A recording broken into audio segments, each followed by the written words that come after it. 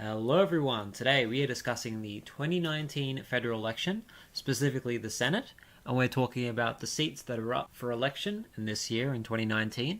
As you can see here, these seats already been chosen last election. They are set in stone until next time, until the 2022 election. But yes, 6 seats from every state plus 2 from both territories. I'm going to predict each of these states and the territories how they're going to go. Okay, so my prediction for New South Wales, I think that the coalition will gather 2 seats. They'll probably get about 30% of the vote.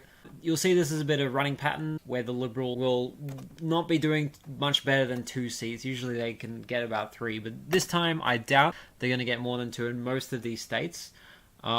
This one, the Greens will probably get about 9%, Labor 35%. The last seat will come between probably Labor and the Greens, but the Greens should manage to win because they'll probably be ahead of Labor by about a couple of percent by the time that Labor's 2 seats have already come in. But yes, One Nation probably get about 8% of the vote, and that'll be enough to easily defeat the Liberals for that last seat. Up to Queensland, I think it's very much a similar story. As you can see here, last election, the coalition managed to get 3 seats plus one One Nation seat. That will not be happening this election.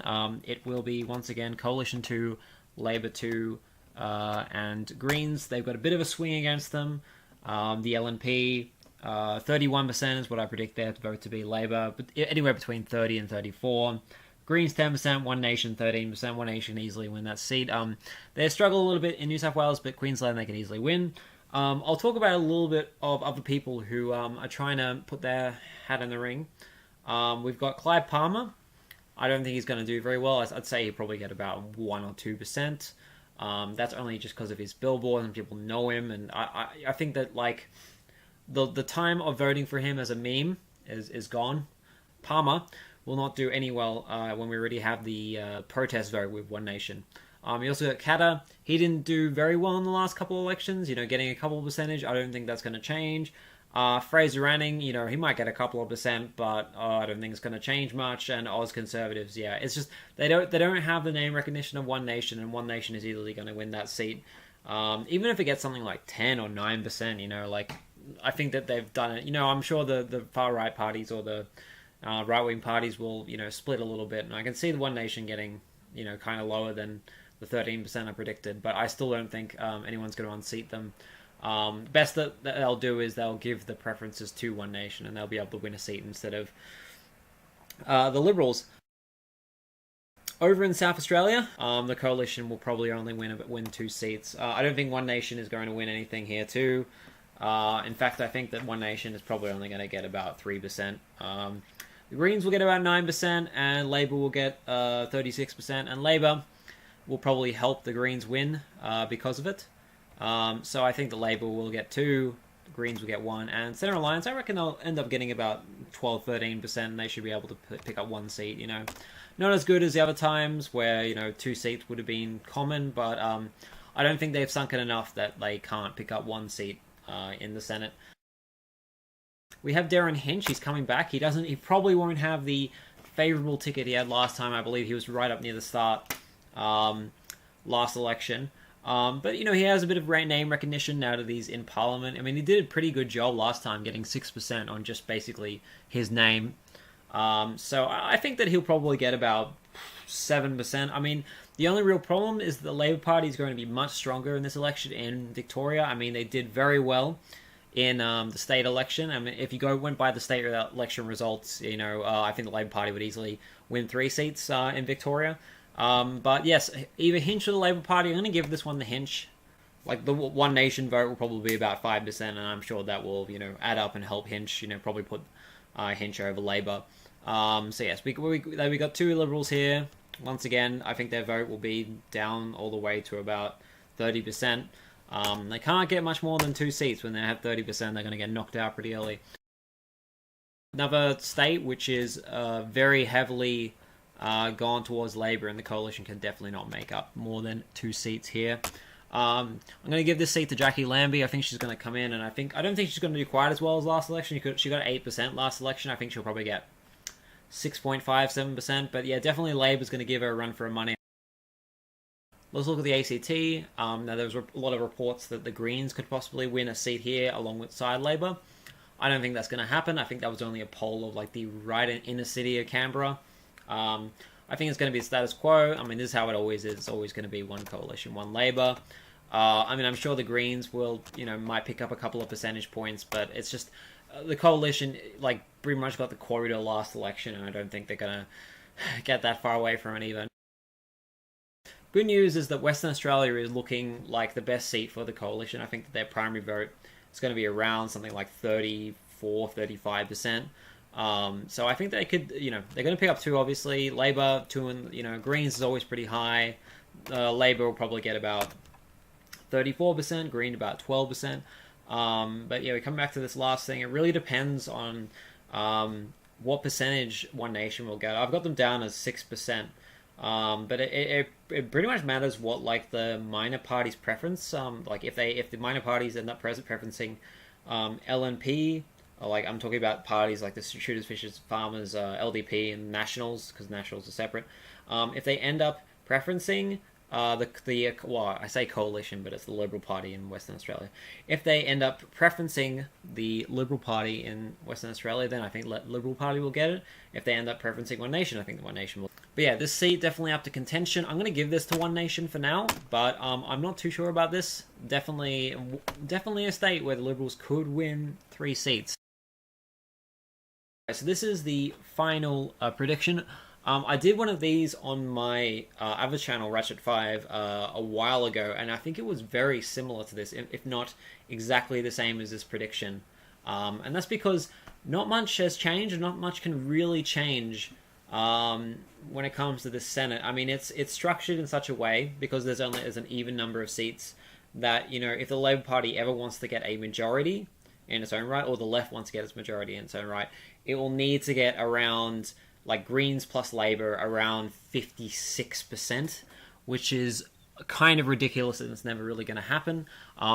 In the Victorian upper house, it's 5 seats, which means it's much more easy for the left to get 3 out of 5, but for the left to get 4 out of 6, it's just a bit much, it's asking a bit.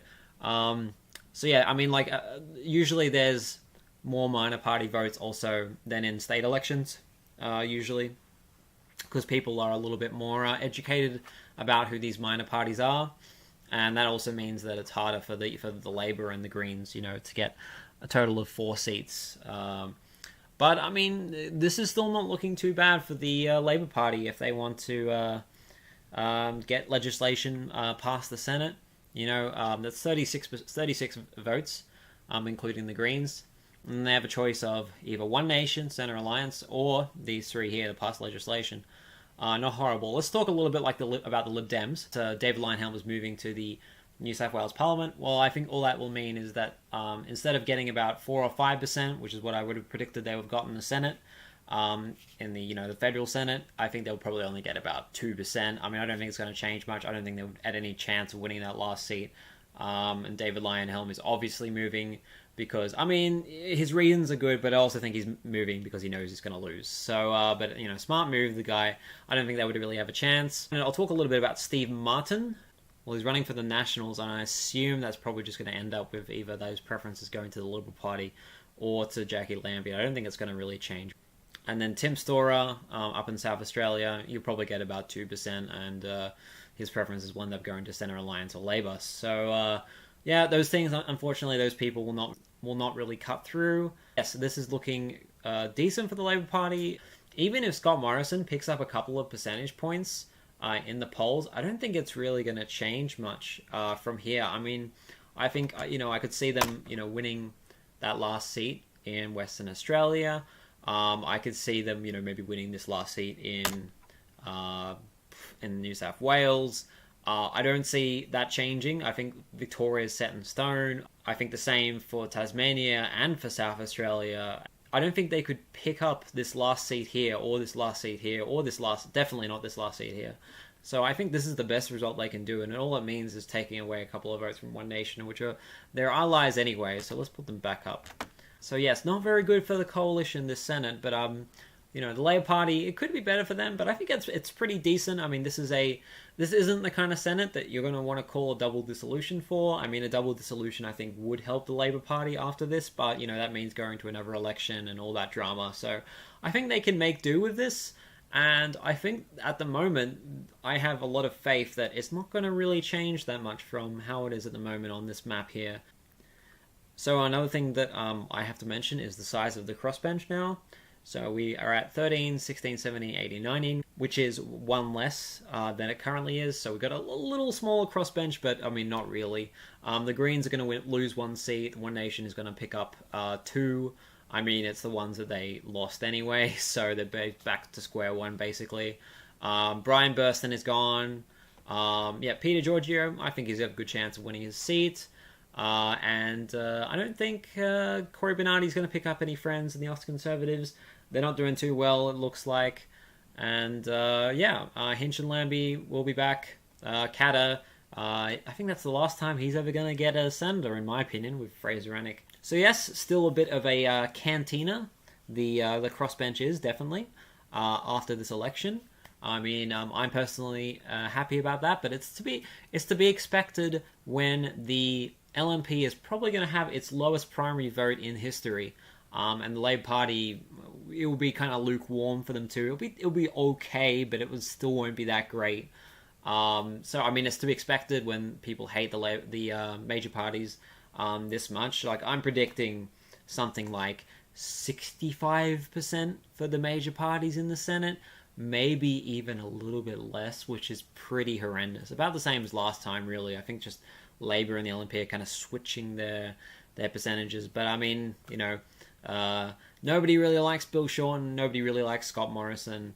This is kind of what you get. I think the funny thing is that the coalition is still highly overrepresented. They get about 39% of seats here, but I think their primary vote is going to be as low as like 30, 31, 32. One Nation will, you know, do pretty well. I think that, like, getting one seat in a double dissolution is something. Get a one seat as a half Senate election is much more worthy. I mean, their primary vote did increase by quite a fair margin earlier on in this electoral cycle, and it's gone down a little bit, but I still think it's enough if they get around 7-8%. Definitely enough to, like, kick out the Liberals from getting that last seat and be able to then... I mean, they're basically just feasting on the fact that the Liberal Party have got, like, only enough for 2 quotas in most cases, and will probably soak up a lot of the angry right-wing minor party votes. I think that the left is definitely benefiting off this split of the right wing. I mean, you already saw that in Victoria, definitely. But yeah, I mean, that's contributing to why the LNP are only getting 2 seats in each state. But yes, thank you for watching, everyone. Next time I'm going to be doing a video on the New South Wales Upper House. I'll also be doing a video on the Victorian Upper House and how that all went, how it would be with reforms, as well as, you know, should the reforms even be put in. But thank you for watching, everyone. See you next time.